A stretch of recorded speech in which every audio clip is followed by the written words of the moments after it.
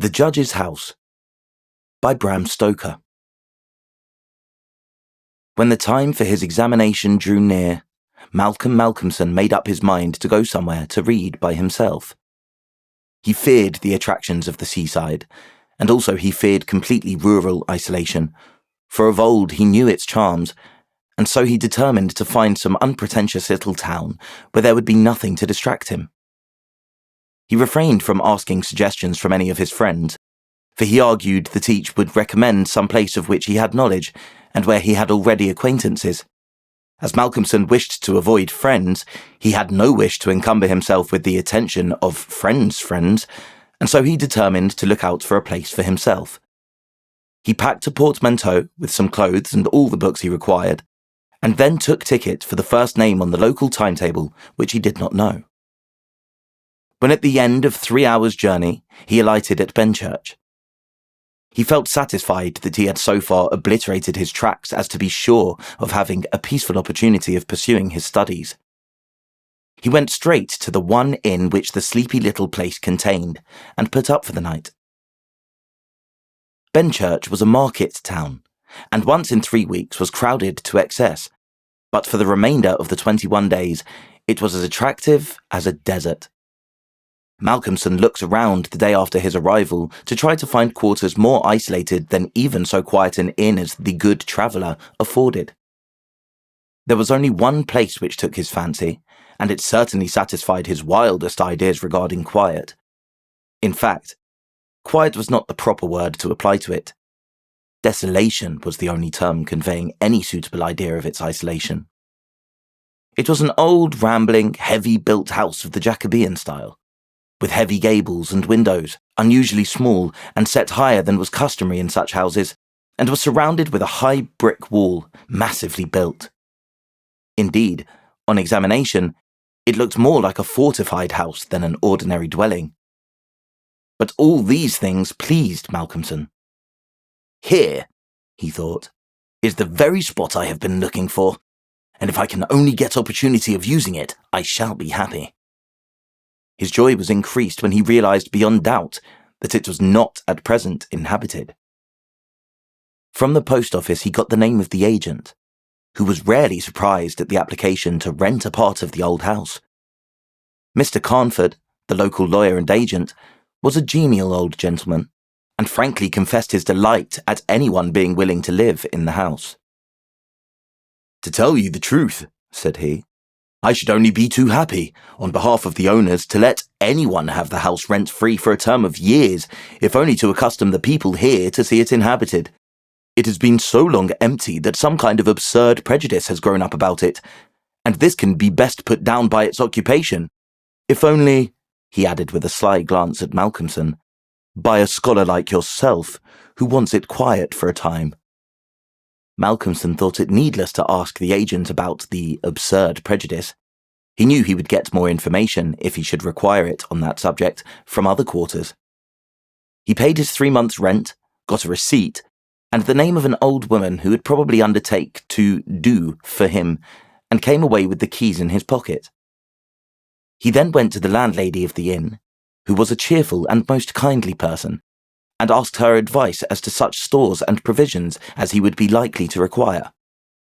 She threw up her hands in amazement when he told her where he was going to settle himself.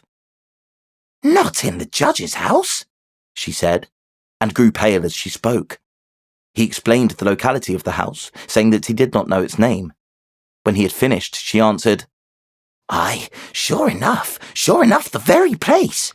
It is the judge's house, sure enough." He asked her to tell him about the place, why so called, and what there was against it. She told him that it was so called locally because it had been many years before, how long she could not say, as she was herself from another part of the country, but she thought it must have been 100 years or more, the abode of a judge who was held in great terror on account of his harsh sentences and his hostility to prisoners at assizes. As to what there was against the house itself, she could not tell. She had often asked, but no one could inform her. But there was a general feeling that there was something. And for her own part, she would not take all the money in Drinkwater's bank and stay in the house an hour by herself. Then she apologised to Malcolmson for her disturbing talk. "It is too bad of me, sir, and you, and a young gentleman too, if you will pardon me saying it, going to live there all alone. If you were my boy, and you'll excuse me for saying it, you wouldn't sleep there a night, not if I had to go there myself and pull the big alarm bell that's on the route."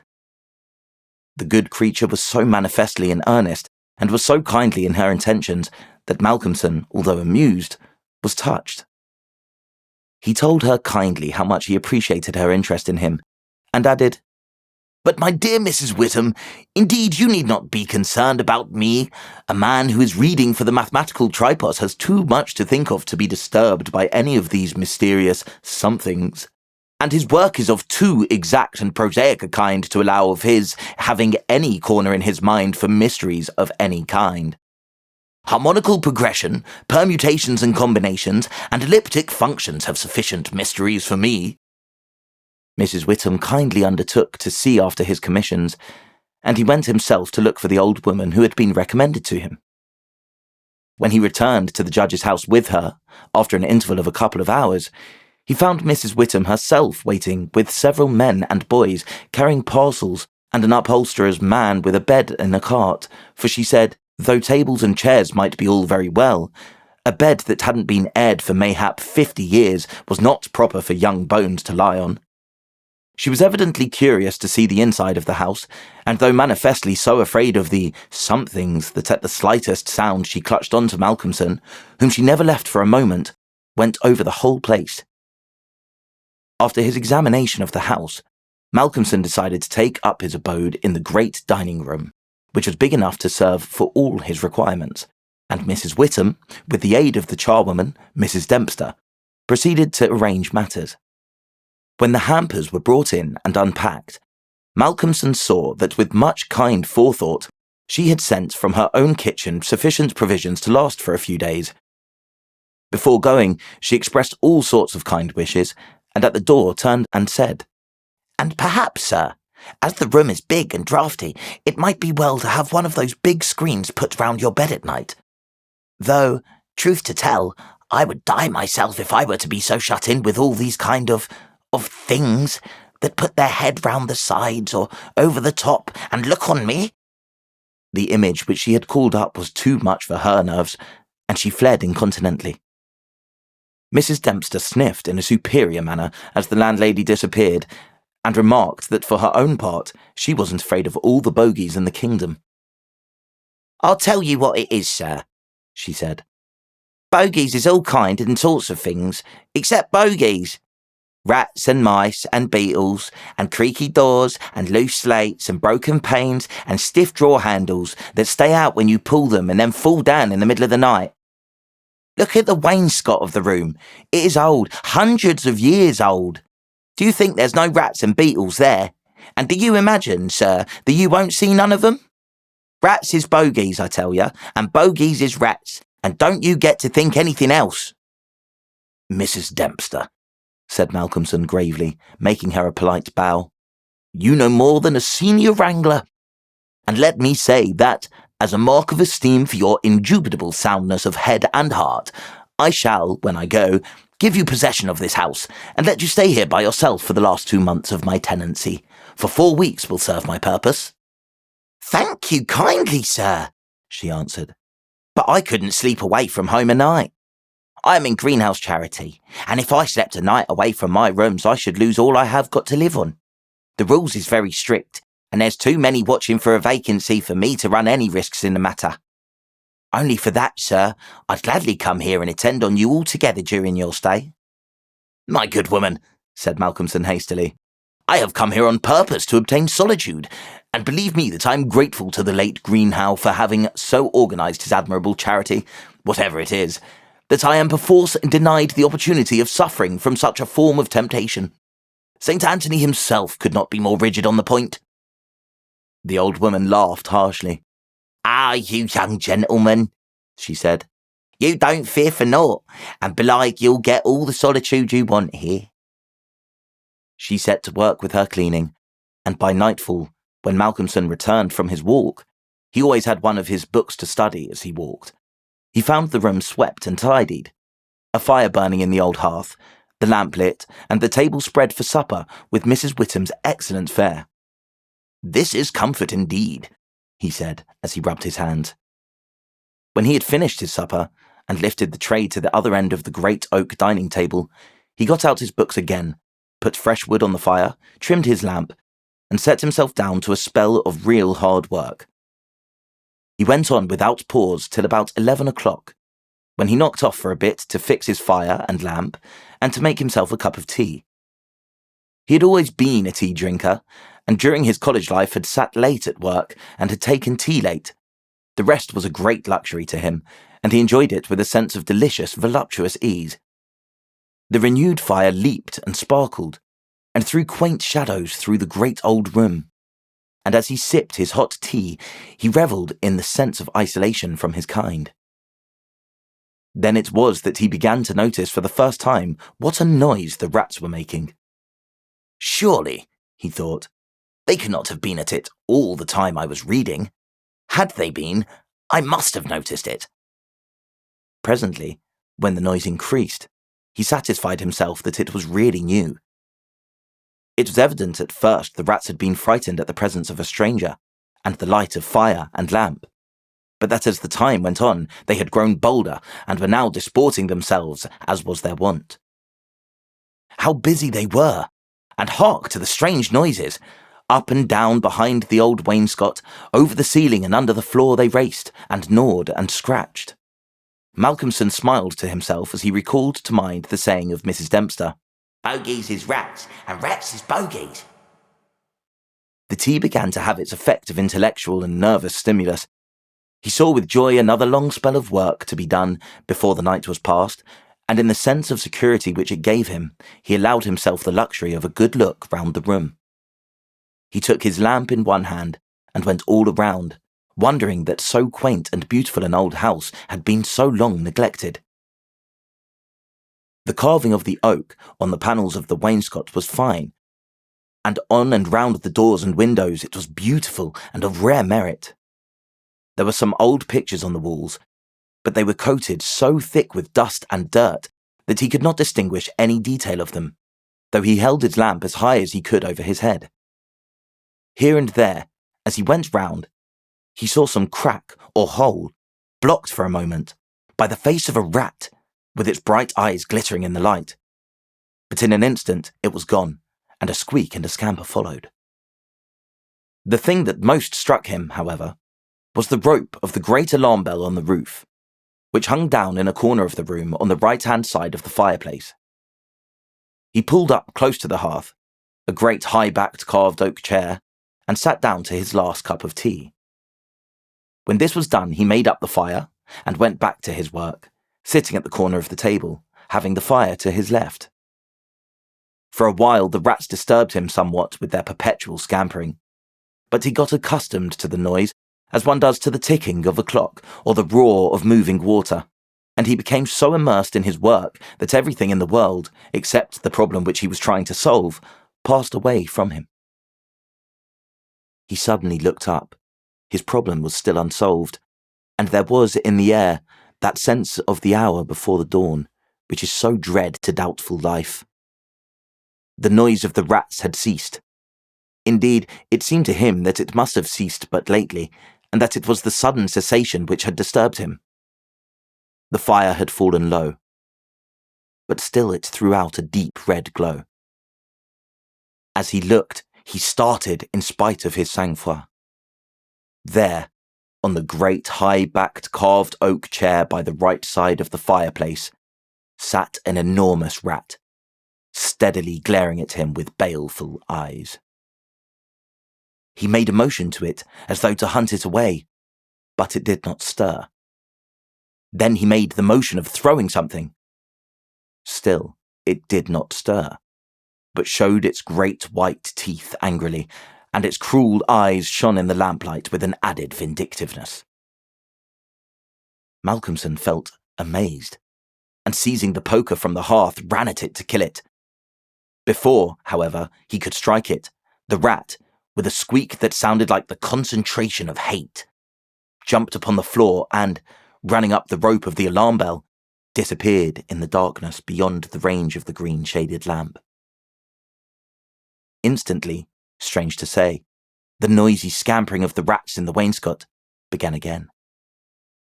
By this time, Malcolmson's mind was quite off the problem, and as a shrill cockcrow outside told him of the approach of morning, he went to bed and to sleep. He slept so sound that he was not even waked by Mrs. Dempster coming in to make up his room. It was only when she had tidied up the place and got his breakfast ready and tapped on the screen which closed in his bed that he woke. He was a little tired still after his night's hard work, but a strong cup of tea soon freshened him up, and, taking his book, he went out for his morning walk, bringing with him a few sandwiches, lest he could not care to return till dinner time. He found a quiet walk between high elms some way outside the town, and here he spent the greater part of the day studying his Laplace. On his return, he looked in to see Mrs. Whittam and to thank her for her kindness. When she saw him coming through the diamond-paned bay window of her sanctum, she came out to meet him and asked him in. She looked at him searchingly and shook her head as she said, "You must not overdo it, sir. You are paler this morning than you should be. 2 late hours and 2 hard work on the brain isn't good for any man. But tell me, sir, how did you pass the night? Well, I hope. But my heart, sir, I was glad when Mrs. Dempster told me this morning that you were all right and sleeping sound when she went in." "Oh, I was all right," he answered, smiling. "These somethings didn't worry me as yet. Only the rats, and they had a circus, I tell you, all over the place. There was one wicked-looking old devil that sat up on my own chair by the fire, and wouldn't go till I took the poker to him. And then he ran up the rope of the alarm bell and got to somewhere up the wall or the ceiling. I couldn't see where, it was so dark." "Mercy on us," said Mrs. Whittam. "An old devil, and sitting on a chair by the fireside. Take care, sir, take care. There's many a true word spoken in jest." "How do you mean? 'Pon my word, I don't understand." "An old devil, the old devil, perhaps. There, sir, you needn't laugh," for Malcolmson had broken into a hearty peal. "You young folks thinks it easy to laugh at things that makes older ones shudder. Never mind, sir, never mind. Please God, you'll laugh all the time. It's what I wish for you myself." And the good lady beamed all over in sympathy with his enjoyment, her fears gone for a moment. "Oh, forgive me," said Malcolmson presently. "Don't think me rude, but the idea was too much for me that the old devil himself was on the chair last night." And at the thought, he laughed again. Then he went home to dinner. This evening the scampering of the rats began earlier. Indeed, it had been going on before his arrival, and only ceased whilst his presence, by its freshness, disturbed them. After dinner, he sat by the fire for a while and had a smoke, and then, having cleared his table, began to work as before. Tonight, the rats disturbed him more than they had done on the previous night. How they scampered up and down and under and over. How they squeaked and scratched and gnawed. How they, getting bolder by degrees, came to the mouths of their holes and to the chinks and cracks and crannies in the wainscoting, till their eyes shone like tiny lamps as the firelight rose and fell. But to him, now doubtless accustomed to them, their eyes were not wicked, only their playfulness touched him. Sometimes the boldest of them made sallies out on the floor or along the mouldings of the wainscot.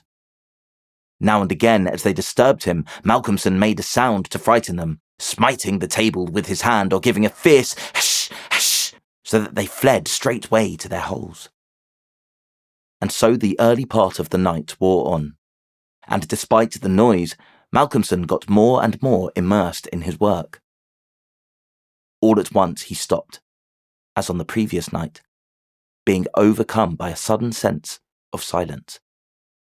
There was not the faintest sound of gnaw or scratch or squeak. The silence was as of the grave. He remembered the odd occurrence of the previous night, and instinctively he looked at the chair standing close by the fireside. And then a very odd sensation thrilled through him.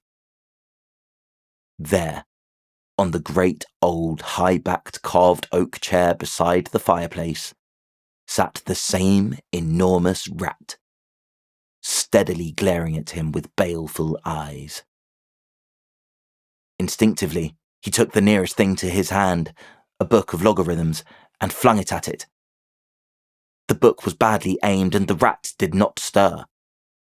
So again, the poker performance of the previous night was repeated, and again the rat, being closely pursued, fled up the rope of the alarm bell.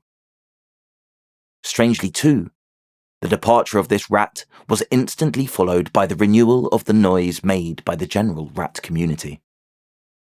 On this occasion, as on the previous one, Malcolmson could not see at what part of the room the rat disappeared, for the green shade of his lamp left the upper part of the room in darkness, and the fire had burned low. On looking at his watch, he found it was close on midnight, and, not sorry for the divertisement, he made up his fire and made himself his nightly pot of tea. He had got through a good spell of work, and thought himself entitled to a cigarette, and so he sat on the great carved oak chair before the fire and enjoyed it. Whilst smoking, he began to think that he would like to know where the rat disappeared to, for he had certain ideas for the morrow not entirely disconnected with Rat Trap. Accordingly, he lit another lamp and placed it so that it would shine well into the right-hand corner of the wall by the fireplace. Then he got all the books he had with him and placed them handy to throw at the vermin. Finally, he lifted the rope of the alarm bell and placed the end of it on the table, fixing the extreme end under the lamp. As he handled it, he could not help noticing how pliable it was, especially for so strong a rope, and one not in use. You could hang a man with it, he thought to himself. When his preparations were made, he looked around and said complacently, "There now, my friend, I think we shall learn something of you this time." He began his work again, and though as before somewhat disturbed at first by the noise of the rats, soon lost himself in his propositions and problems.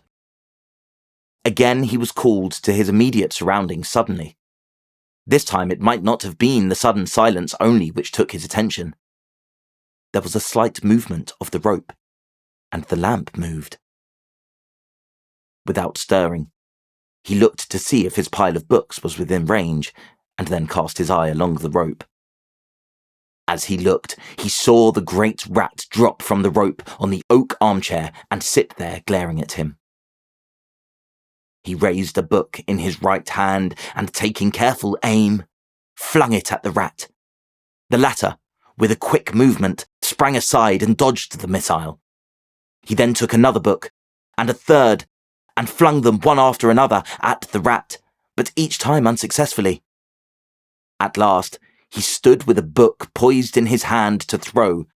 The rat squeaked and seemed afraid. This made Malcolmson more than ever eager to strike, and the book flew and struck the rat a resounding blow. It gave a terrified squeak, and turning on its pursuer a look of terrible malevolence, ran up the chair back and made a great jump to the rope of the alarm bell and ran up it like lightning. The lamp rocked under the sudden strain, but it was a heavy one and did not topple over.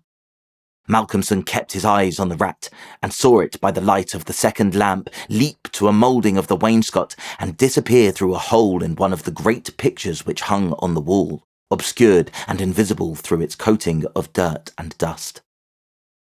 "I shall look up my friend's habitation in the morning," said the student as he went over to collect his books. "The third picture from the fireplace, I shall not forget." He picked up the books one by one, commenting on them as he lifted them. "Conic sections he does not mind, nor cycloidal oscillations, nor the Principia, nor quaternions, nor thermodynamics.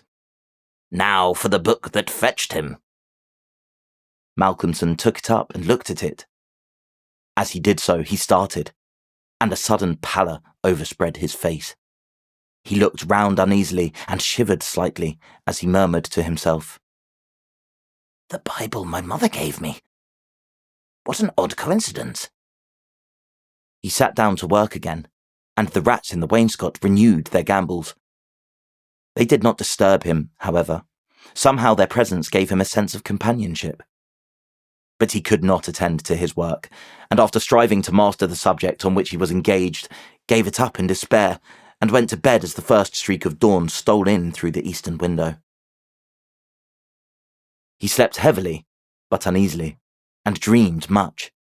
And when Mrs. Dempster woke him late in the morning, he seemed ill at ease, and for a few minutes did not seem to realise exactly where he was. His first request rather surprised the servant. "Mrs. Dempster, when I am out today, I wish you would get the steps and dust or wash those pictures, especially that one, the third from the fireplace. I want to see what they are." Late in the afternoon, Malcolmson worked at his books in the shaded walk, and the cheerfulness of the previous day came back to him as the day wore on, and he found that his reading was progressing well. He had worked out to a satisfactory conclusion all the problems which had as yet baffled him, and it was in a state of jubilation that he paid a visit to Mrs. Witham at the Good Traveller. He found a stranger in the cosy sitting room with the landlady, who was introduced to him as Dr. Thornhill. She was not quite at ease, and this, combined with the doctor's plunging at once into a series of questions, made Malcolmson come to the conclusion that his presence was not an accident. So without preliminary he said, "Dr. Thornhill, I shall with pleasure answer you any question you may choose to ask me, if you will answer me one question first." The doctor seemed surprised, but he smiled and answered at once. "Done. What is it?" "Did Mrs. Witham ask you to come here and see me and advise me?" Dr. Thornhill, for a moment, was taken aback, and Mrs. Witham got fiery red and turned away. But the doctor was a frank and ready man, and he answered at once and openly. "She did, but she didn't intend you to know it. I suppose it was my clumsy haste that made you suspect. She told me that she did not like the idea of your being in that house all by yourself, and that she thought you took too much strong tea. In fact, she wants me to advise you, if possible, to give up the tea and the very late hours. I was a keen student in my time, so I suppose I may take the liberty of a college man, and without offence, advise you not quite as a stranger." Malcolmson, with a bright smile, held out his hand. "Shake, as they say in America," he said. "I must thank you for your kindness, and Mrs. Witham too, and your kindness deserves a return on my part. I promise to take no more strong tea, no tea at all till you let me, and I shall go to bed tonight at 1 o'clock at latest. Will that do?" "Capital," said the doctor. "Now, tell us all that you noticed in the old house." And so Malcolmson then and there told in minute detail all that had happened in the last 2 nights. He was interrupted every now and then by some exclamation from Mrs. Witham, till finally, when he told of the episode of the Bible, the landlady's pent-up emotions found vent in a shriek, and it was not till a stiff glass of brandy and water had been administered that she grew composed again.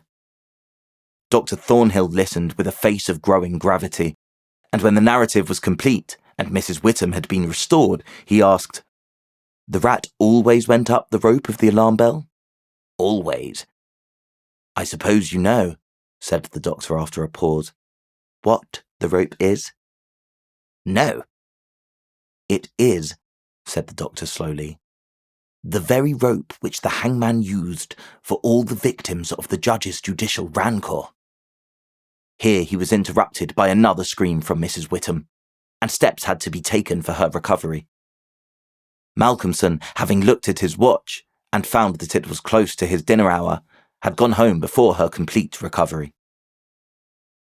When Mrs. Witham was herself again, she almost assailed the doctor with angry questions as to what he meant by putting such horrible ideas into the poor young man's mind. "He has quite enough there already to upset him," she added. Dr. Thornhill replied, "My dear madam, I had a distinct purpose in it. I wanted to draw his attention to the bell rope and to fix it there. It may be that he is in a highly overwrought state and has been studying too much, although I am bound to say that he seems as sound and healthy a young man, mentally and bodily, as ever I saw. But then the rats, and that suggestion of the devil." The doctor shook his head and went on. "I would have offered to go and stay the first night with him, but that I felt sure it would have been a cause of offence. He may get in the night some strange fright or hallucination, and if he does, I want him to pull that rope. All alone as he is, it will give us warning, and we may reach him in time to be of service. I shall be sitting up pretty late tonight, and shall keep my ears open. Do not be alarmed if Benchurch gets a surprise before morning." "Oh, Doctor, what do you mean? What do you mean?" "I mean this, that possibly, nay, more probably, we shall hear the great alarm bell from the judge's house tonight." And the doctor made about as effective an exit as could be thought of. When Malcolmson arrived home, he found that it was a little after his usual time, and Mrs. Dempster had gone away. The rules of Greenhouse Charity were not to be neglected. He was glad to see that the place was bright and tidy, with a cheerful fire and a well-trimmed lamp. The evening was colder than might have been expected in April, and a heavy wind was blowing with such rapidly increasing strength that there was every promise of a storm during the night. For a few minutes after his entrance, the noise of the rats ceased, but so soon as they became accustomed to his presence, they began again. He was glad to hear them, for he felt once more the feeling of companionship in their noise, and his mind ran back to the strange fact that they only ceased to manifest themselves when that other, the great rat with the baleful eyes, came upon the scene. The reading lamp only was lit, and its green shade kept the ceiling and the upper part of the room in darkness, so that the cheerful light from the hearth spreading over the floor and shining on the white cloth laid over the end of the table was warm and cheery. Malcolmson sat down to his dinner with a good appetite and a buoyant spirit. After his dinner and a cigarette, he sat steadily down to work, determined not to let anything disturb him, for he remembered his promise to the doctor, and made up his mind to make the best of the time at his disposal. For an hour or so he worked all right, and then his thoughts began to wander from his books. The actual circumstances around him, the calls on his physical attention, and his nervous susceptibility were not to be denied. By this time the wind had become a gale, and the gale a storm. The old house, solid though it was, seemed to shake to its foundations, and the storm roared and raged through its many chimneys and its queer old gables, producing strange, unearthly sounds in the empty rooms and corridors. Even the great alarm bell on the roof must have felt the force of the wind, for the rope rose and fell slightly, as though the bell were moved a little from time to time, and the limber rope fell on the oak floor with a hard and hollow sound. As Malcolmson listened to it, he bethought himself of the doctor's words.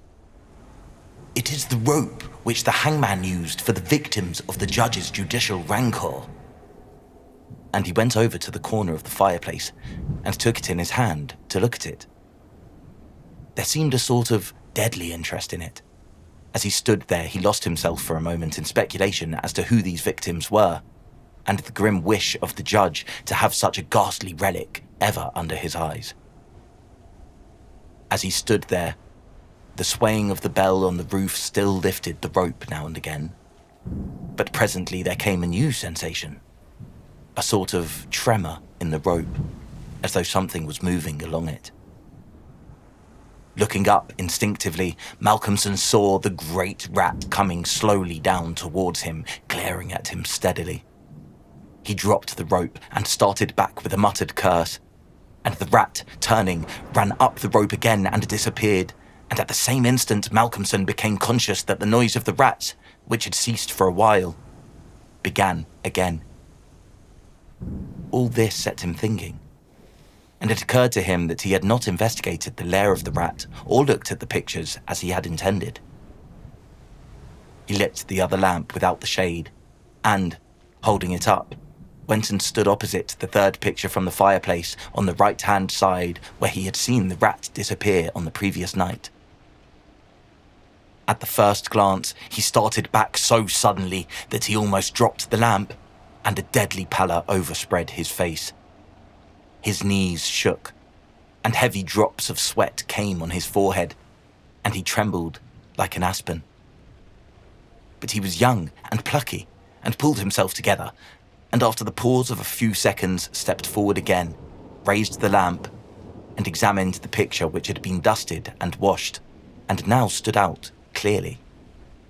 It was of a judge, dressed in his robes of scarlet and ermine. His face was strong and merciless, evil, crafty and vindictive, with a sensual mouth, hooked nose of ruddy colour, and shaped like the beak of a bird of prey. The rest of the face was of a cadaverous colour. The eyes were of peculiar brilliance and with a terribly malignant expression. As he looked at them, Malcolmson grew cold, for he saw there the very counterpart of the eyes of the great rat. The lamp almost fell from his hand.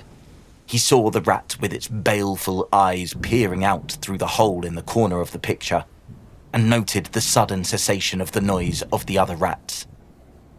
However, he pulled himself together and went on with his examination of the picture.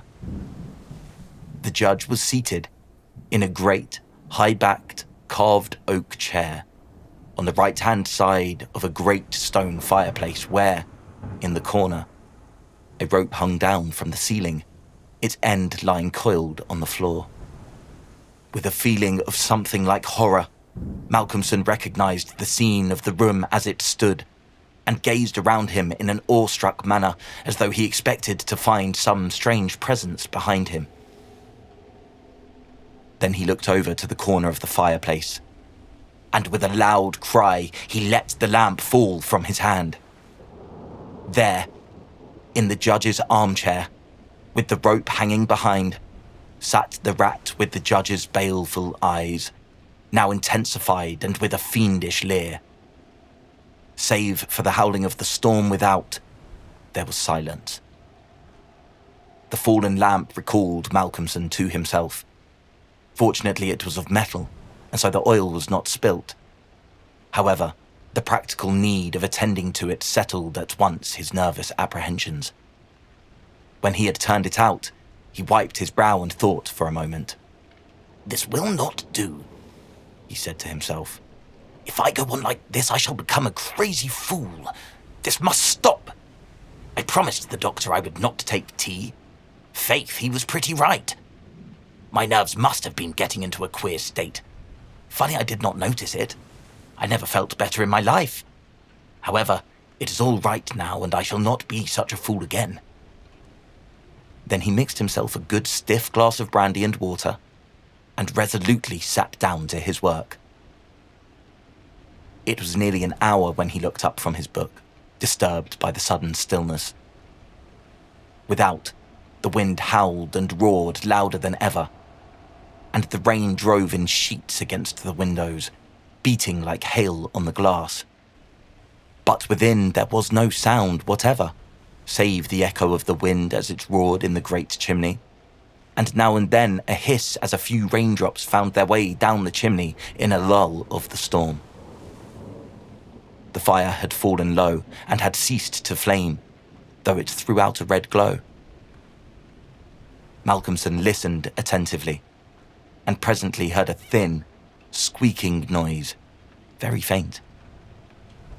It came from the corner of the room where the rope hung down, and he thought it was the creaking of the rope on the floor as the swaying of the bell raised and lowered it.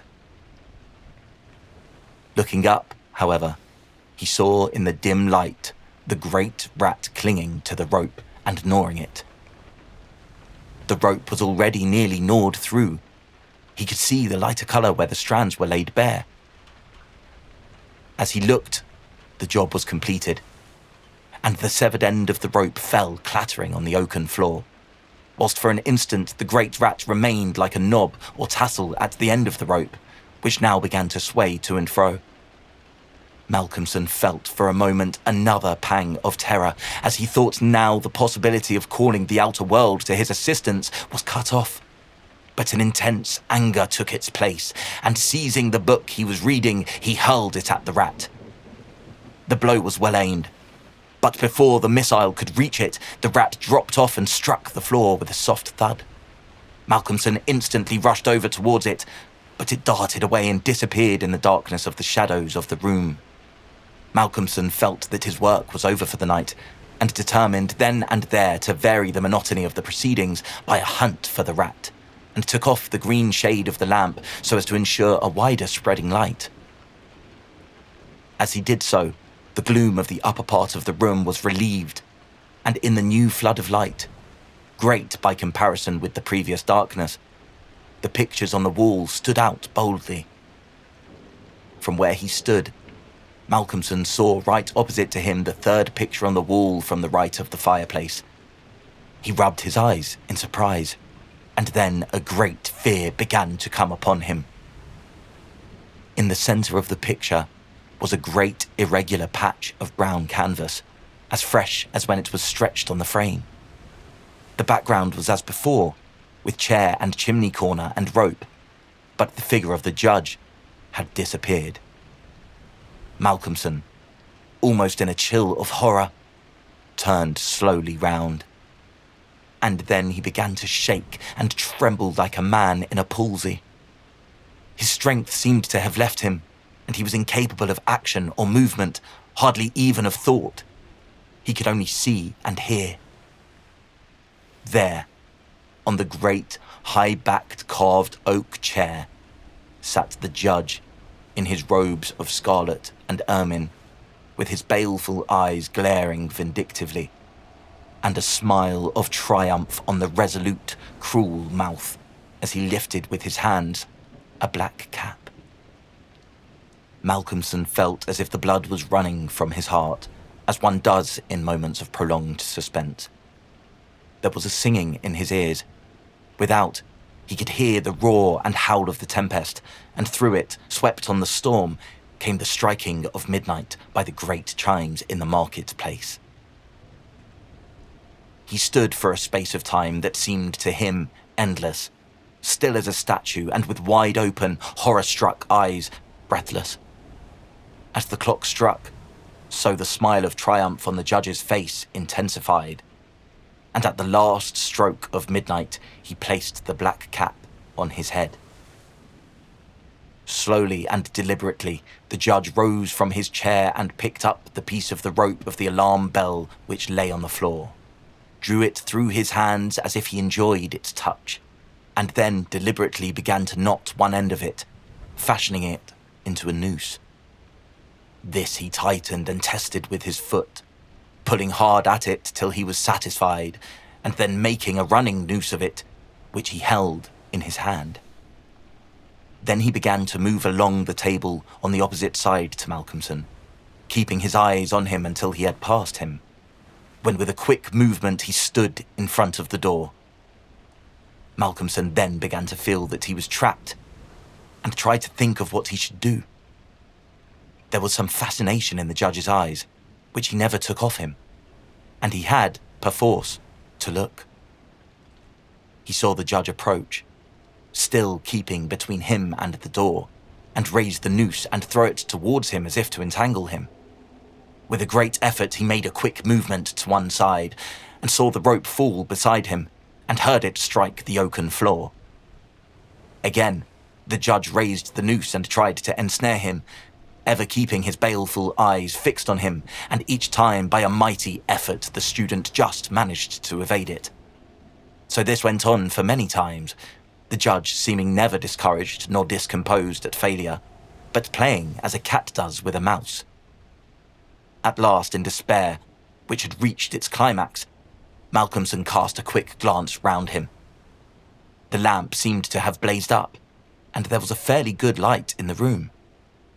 At the many rat holes and in the chinks and crannies of the wainscot, he saw the rat's eyes, and this aspect, that was purely physical, gave him a gleam of comfort. He looked around and saw that the rope of the great alarm bell was laden with rats. Every inch of it was covered with them, and more were pouring through the small circular hole in the ceiling whence it emerged, so that with their weight the bell was beginning to sway. Hark! It had swayed till the clapper had touched the bell. The sound was but a tiny one, but the bell was only beginning to sway, and it would increase.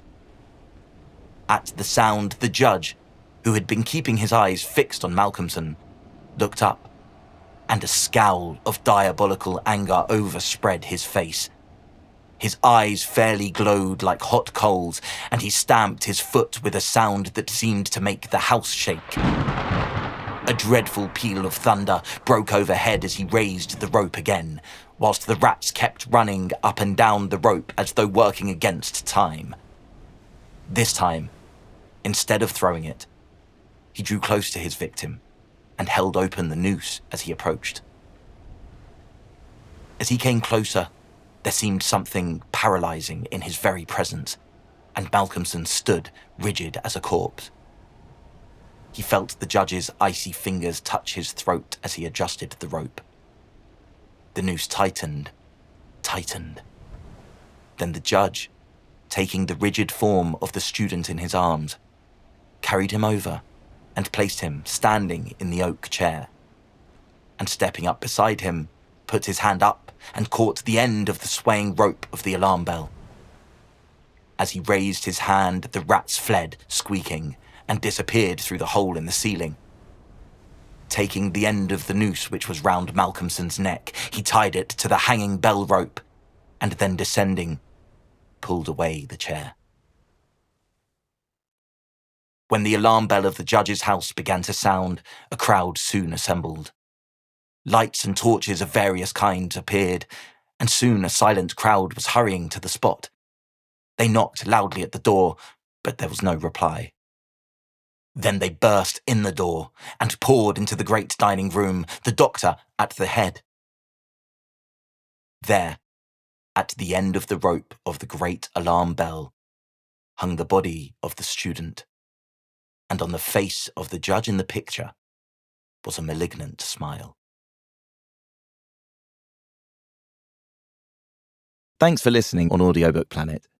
If you enjoyed this story and want to hear more classic literature and narration, check out our other videos at Audiobook Planet and be immersed in the incredible worlds created by the world's greatest authors. Please like, subscribe, and let us know what other stories you'd like to hear in the comments. We'll see you next time.